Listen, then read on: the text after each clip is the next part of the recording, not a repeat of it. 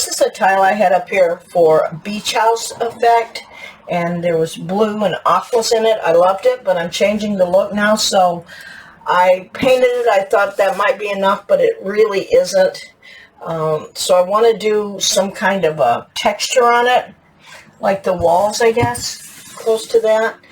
And what I'm using is some drywall mud, and I put it in a container. You want to take it out of the larger container, put it in something smaller, and mix it up to make it a little more pliable.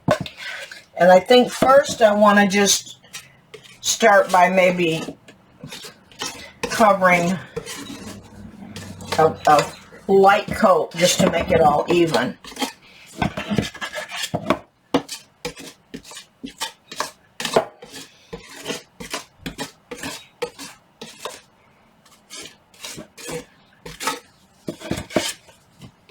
And I could also take it off and put another tile on, but I don't think I want to do that.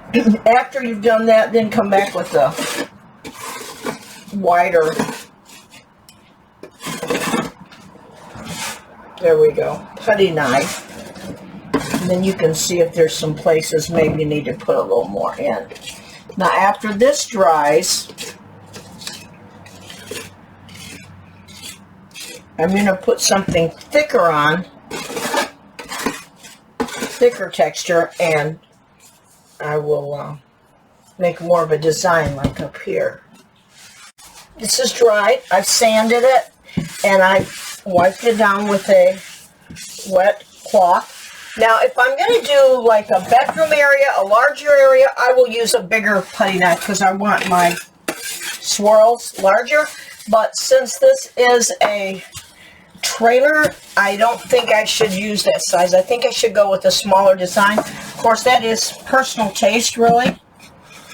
So I've got my drywall mud. I use +2 because it's easier to work with. It doesn't dry too fast, and it's really smooth.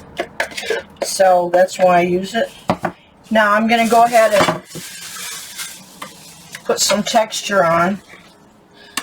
Actually, a bigger container would be easier. It's just what I had handy. And I'll do just a section here. Fill it in a little bit with some drywall mud. And any of the edges, you can just clean those up when you're done. Okay.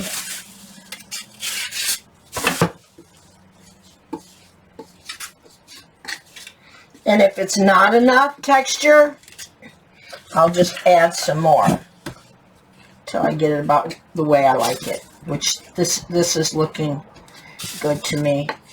And once you paint it, it'll have a, like I said earlier, an old world look, and I just love it. Now this has got to be one of the least expensive ways to do a backsplash. The only thing that might be less expensive, and I don't even think it would be, contact paper, because you get 5 gallons of drywall mud for $16. And of course, you're not going to need that much. If you were real careful, you could probably do it with one of these. Nah, probably 2. But $16, and you'll have a lot of drywall mud left. But also, contact paper is not going to be as stable as this. And now also, if you don't like some of the thickness when you're done, you can knock that off with a putty knife. So that time I just put it directly on. I didn't do this, which I should have. A lot better to do it this way. Then add a little more. Okay.